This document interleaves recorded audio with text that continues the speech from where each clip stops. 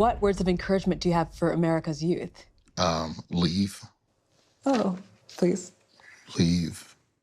Let me tell you something, Rich Babes. America didn't teach us how to be rich. America taught us how to look rich while still staying in debt. We don't live in a wealthy country. We live in a credit country. And the American dream, babe, it's not a dream anymore. It's a trap. Like a luxury on credit wrapped in patriotism, pressure, and psychological manipulation. You were raised to believe success looks like the big house, the nice car, the vacations, the beautiful furniture, and the aesthetic apartment, and the closet full of name brand everything.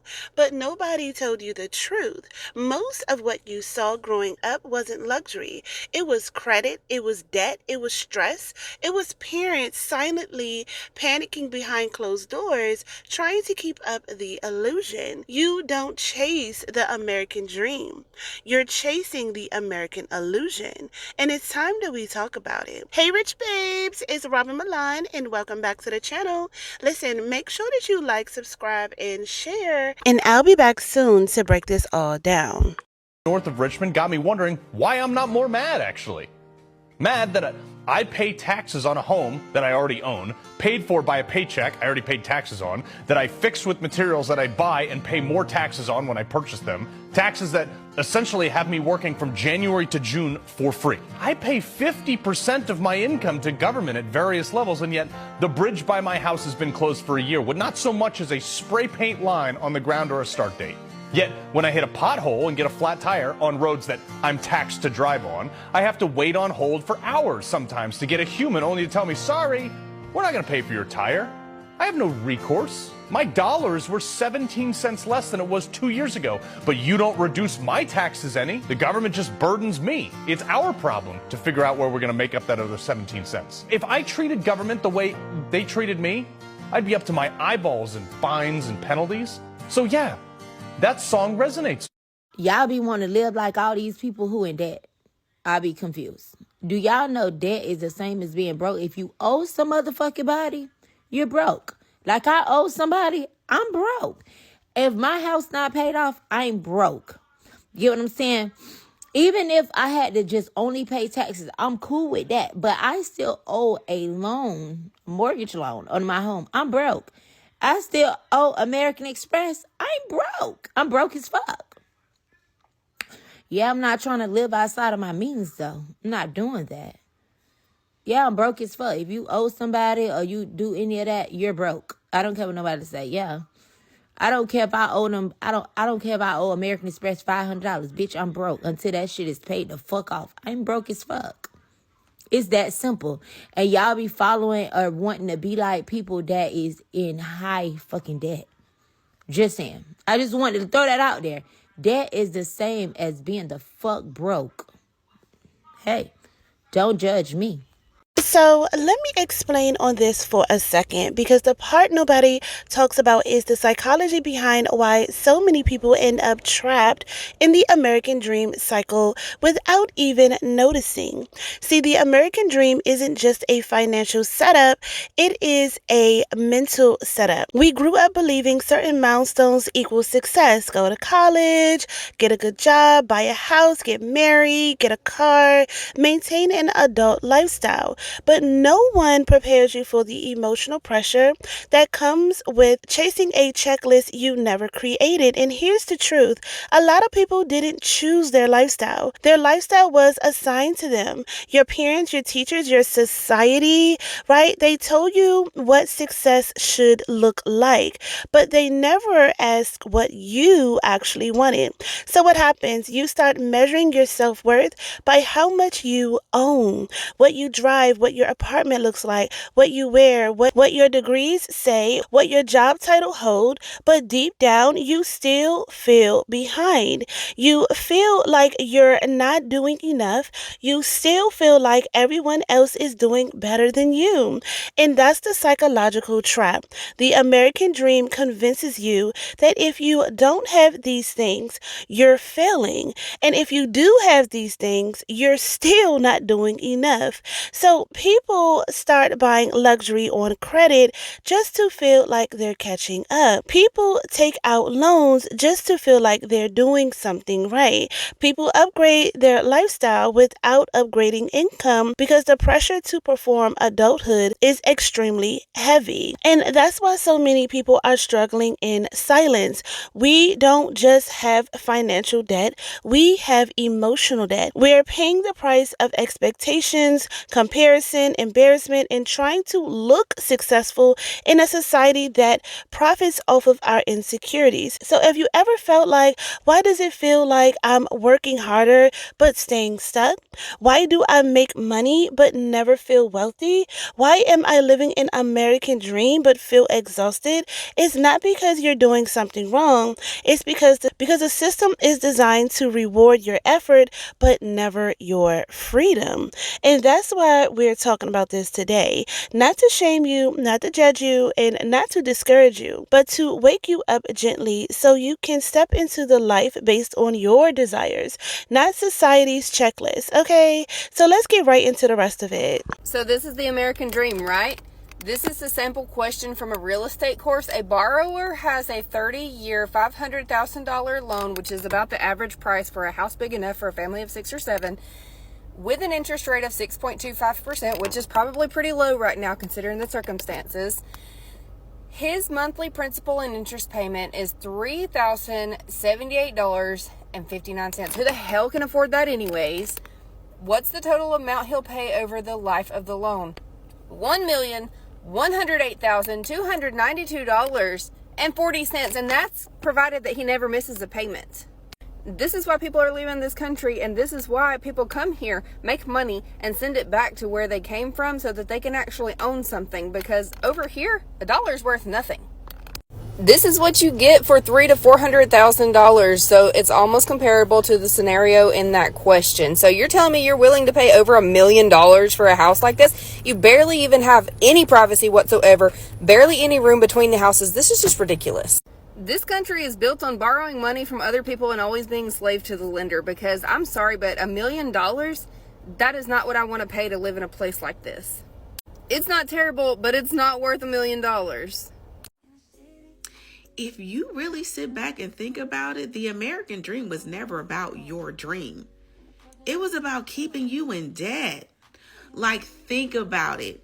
Go to school, student loans, buy a house, mortgage, get a nice car. Like, all of that success does nothing but lock you into over 30 years of debt. Like, who would really want to sign up for that? Who would really want to live a life like that? It's like we have to really take a step back and redefine what success looks like for us, not what society says success should look like for us. And that includes living within our means. Because life is about freedom of not only money, but freedom of time.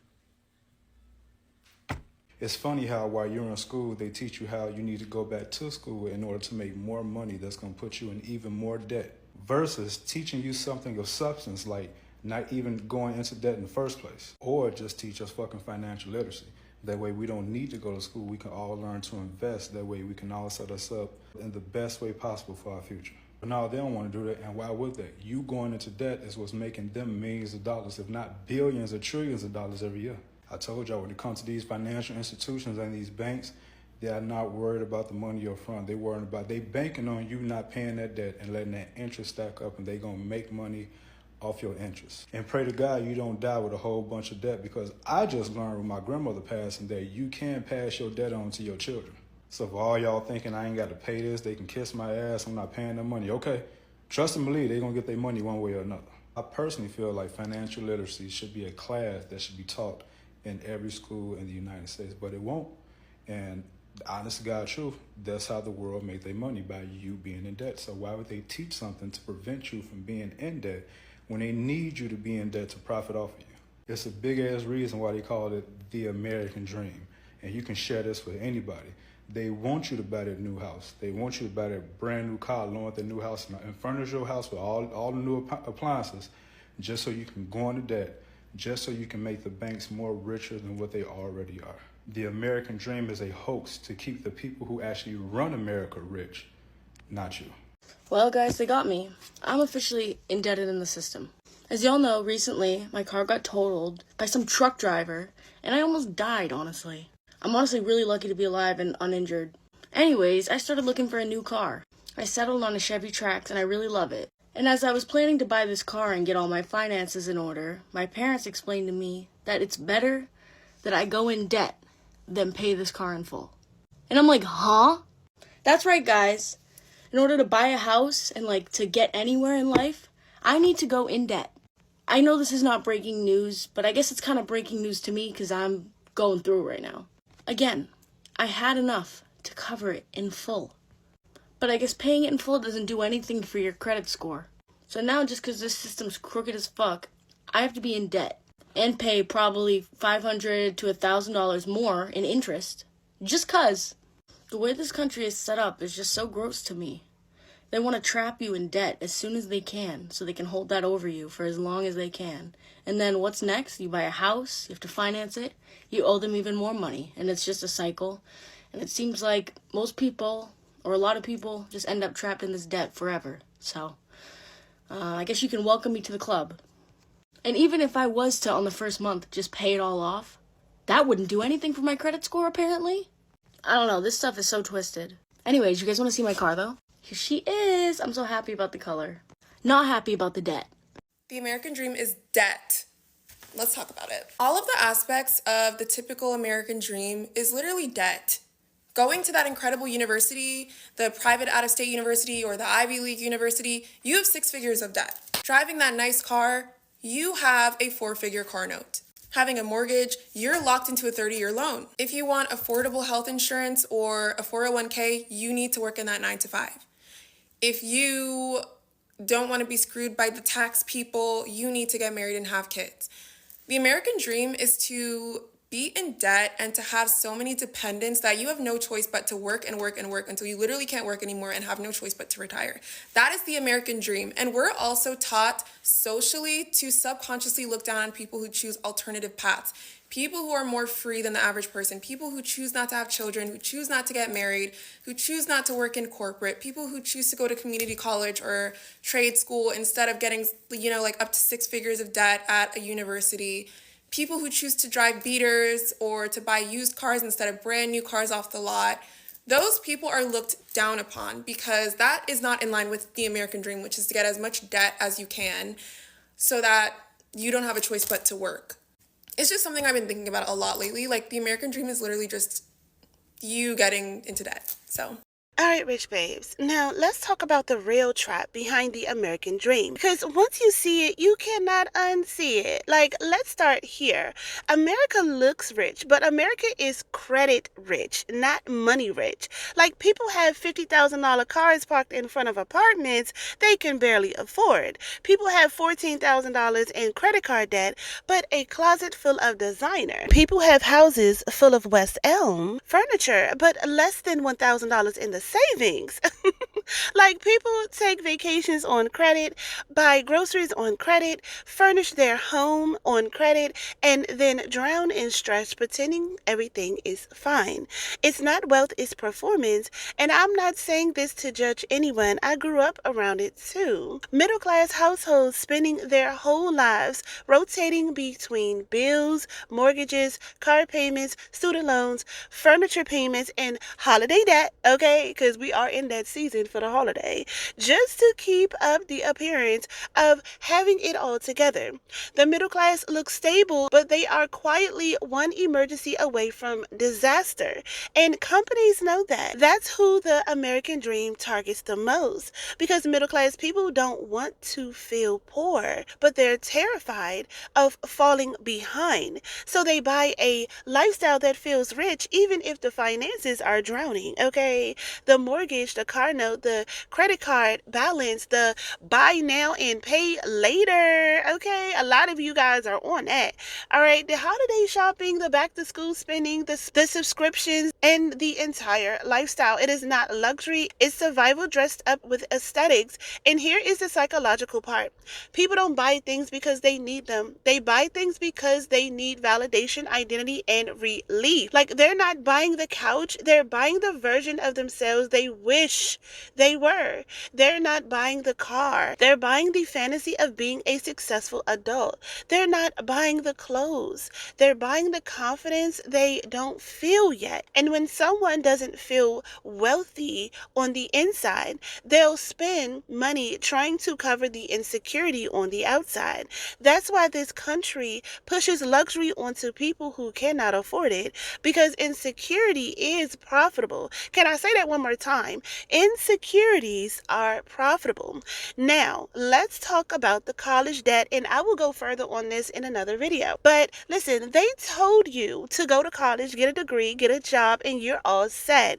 Meanwhile, people are drowning in $80,000 of student loan debt for jobs that don't even pay enough to cover the rent, groceries, and the gas. Some people study for degrees that are no longer in demand. Some people graduated and realized that their degree got them a $17 an hour job. Others can't even use their degree because the job market doesn't even want it anymore. Ain't that some fucked up shit? They sold you education like it was guaranteed upward mobility, but what you really bought was a lifetime payment plan. The American dream doesn't make you financially free anymore. It makes you financially obedient. A population buried in debt is a population that doesn't complain, doesn't rebel, doesn't quit bad jobs, doesn't take risks, doesn't build wealth.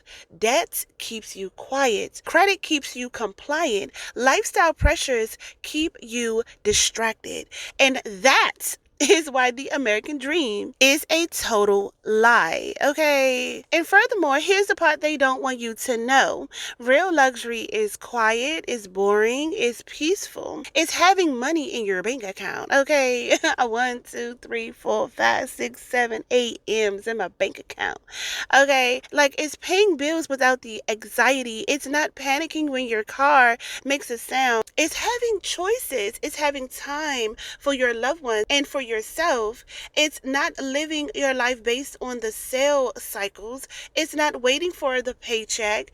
It's not waiting for Friday, okay, to end your week just for you to go back on a Monday. It's also not waiting for that payday in which you'll be broke in the next 2 days. It's not surviving off of hope and credit. Like, real luxury is control, it's clarity, and it's discipline. You don't need more credit. You need more clarity. You don't need the illusion of success. You need the mindset that builds actual wealth. And if no one ever told you this, let me be the first, okay? Robin Milan told you first that you are not behind. You are not failing. You are waking the fuck up, okay? You're stepping out of the performance era and stepping into your wealth era. The real one, not the Instagram one, okay?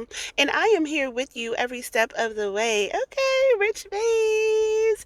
Listen, if you want to move smarter this Rich Friday, okay, I don't want to say Black Friday, I'm gonna call it a Rich Friday. Make sure that you are on the VIP email list for all of our Rich Friday exclusives, okay? I got some things coming. Don't miss the access, all right? Don't miss the exclusives. The link is down in the description box below. And don't forget, all right, I already dropped episode 2 of Cash and Cocktails podcast yesterday.